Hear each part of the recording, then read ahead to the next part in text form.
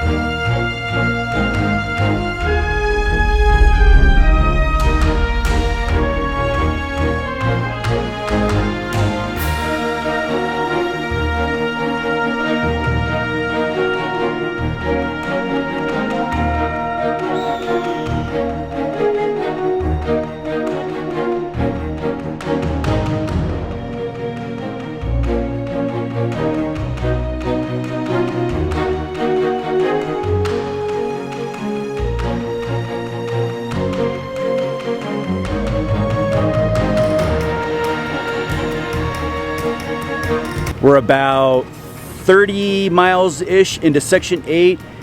It was really pretty for a while. Now it's kind of gotten super deserty, but hopefully it gets pretty here pretty quick by the mesas. Yeah, the mesas are really nice. There's like these really cool formations. I wouldn't call them hoodoos, but they're just like a sandstone, but it's eroded underneath. They're like flat. Those are really cool looking. But other than that, it's kind of desolate. You kind of see some of the canyon in the distance. It's not the Grand Canyon. That is what the It's the Colorado. Yeah. Colorado goes through. Yep. Yeah. So very cool looking, but I thought we were going to get a little closer to it. Apparently not, because now we're moving away from it. Yep. And also, we are on the Navajo Nation. You do need a permit to be here. Check the BDR website for information on how to receive that permit. Yes, and it's a permit for camping. Yes. And travel. Nope, just camping. Because I would have got it if it was. I'm pretty sure it's travel for travel. No, it was if you're hiking or camping, but it said nothing about roads. Oh. Yeah. Huh. Yeah. Shocker, because the BDR website said you have to have a permit to travel. I think that's for using any of the campsites that you're going along. So. Who knew? Yeah. And now you know. And knowing's half the battle. Yo, Joe.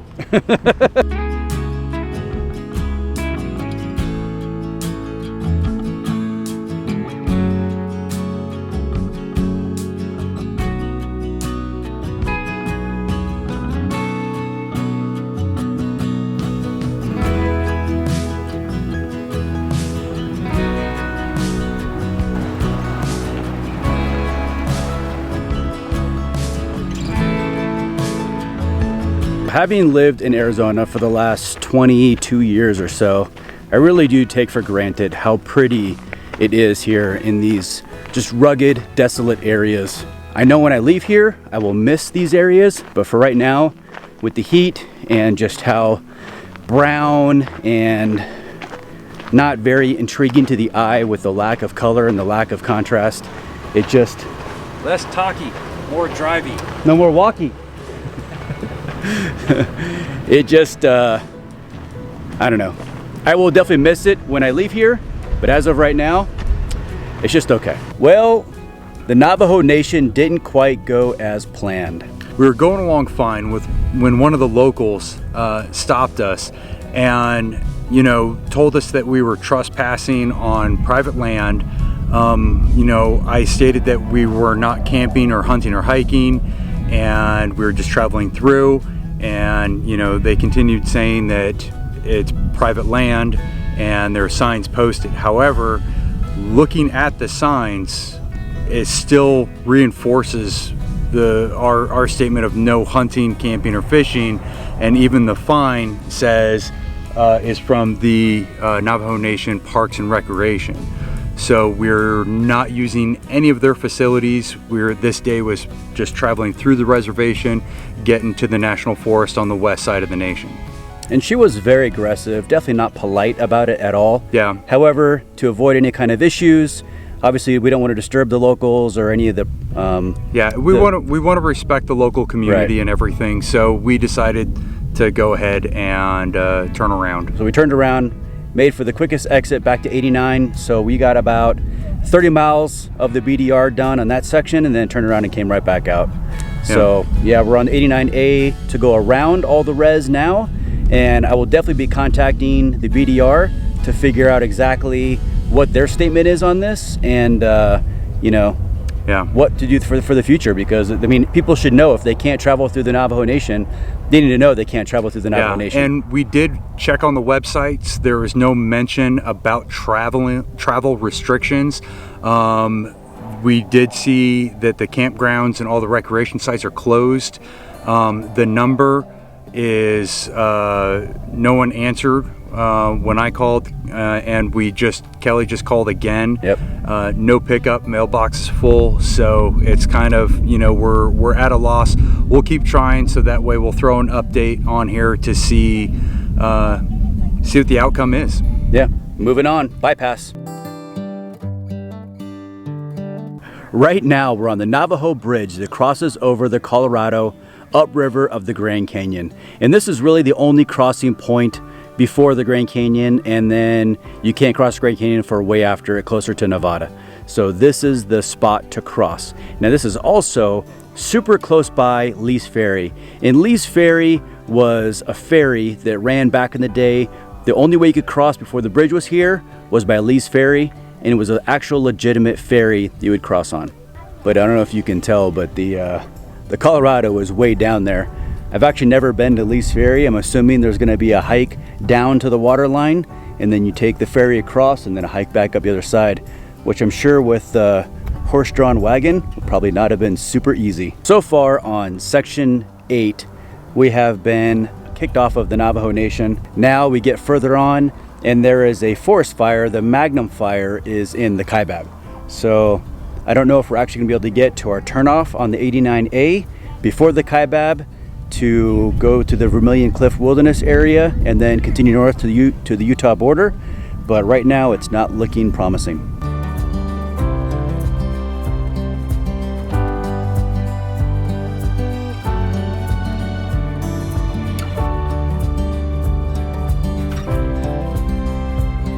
Behind me here off the 89A, just past the Colorado, are the Vermilion Cliffs. Now the Vermilion Cliffs are just obviously natural erosion from water, but they are just gorgeous.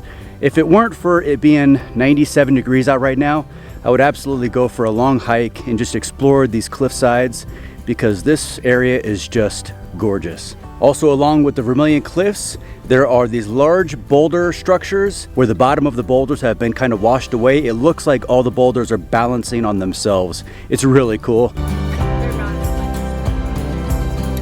Well, this is where our trip ends. Unfortunately, the Magnum fire in the Kaibab came down from Utah on the road that we have to go north on to finish the BDR. So yeah, it's unfortunate. This has been kind of a disappointment for the northern part of the state. I think that we are gonna have to push this off until probably fall. Yeah, this is definitely a 1-2 knockout punch. If you look behind me, the road is completely open. The Magnum fire had the last section of the BDR closed off for months, and it just opened last week. Yep, so we're gonna go ahead and finish off the rest of the Arizona BDR all the way to Utah. Yep, and we're headed that way right now. Do it. We just got off the pavement, we're onto the dirt. Bureau of Land Management Road 1065. It's going to take us straight north to Utah. Yep, it's only about an hour and a half to Utah from here. The track is pretty easy going, but we are still going to camp tonight because it is a long drive from the southern part of the state all the way to the north part just for this stretch. Yeah, it was a long drive on the freeways and traffic and whatnot. So yeah, been a long day. It's gonna be nice to get off our feet. Yep. Actually, we've been on our feet off all day. What I mean is, it's been nice to not be driving. That's exactly what I mean. Yes.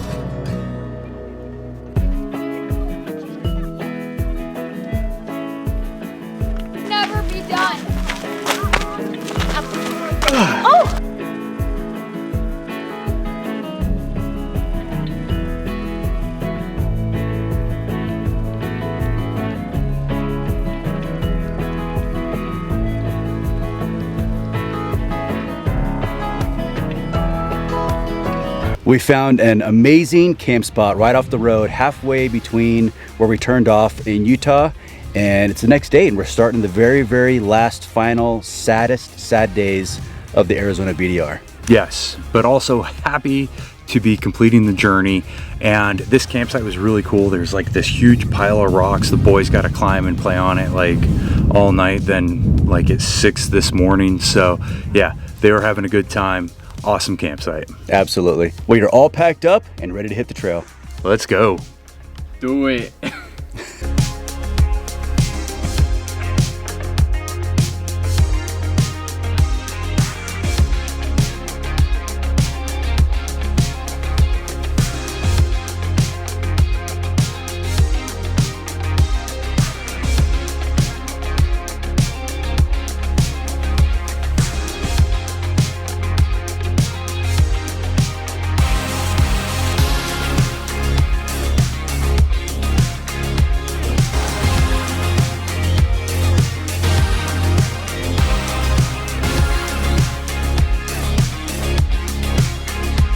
Behind me, you can see the obvious devastation from the Magnum fire.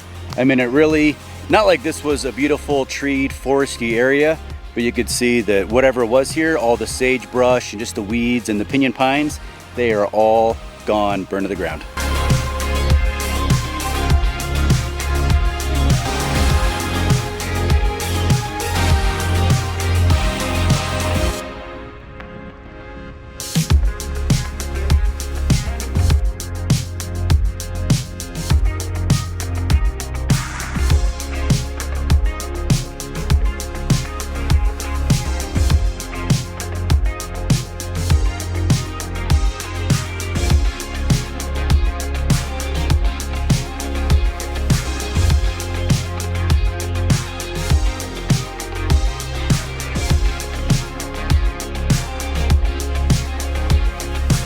750 miles of the Arizona backcountry discovery route is in the rearview mirror.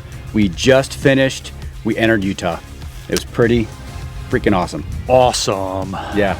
So what was your favorite section? 7. 7. Always section 7. Yep. That was definitely by far my favorite section also. It just offered so much of what you would think Arizona would look like. All the spaghetti canyons and all that cool stuff. Yeah, a lot of canyons, a lot of trees. Big plateau mesas. Yes, I mean, it was like the Wile E. Coyote, Roadrunner, Arizona desert. Yeah, quintessential. And the best part about the entire trip is we brought the family. Yay! Bye!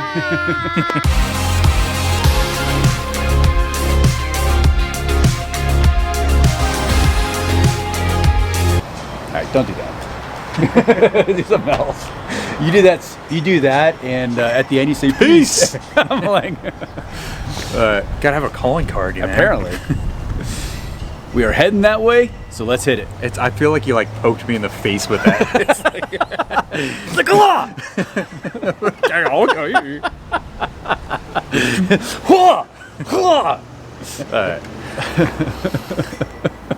All right. We are heading that way, so let's do it. Don't do that anymore. It's so bad. We're heading this way.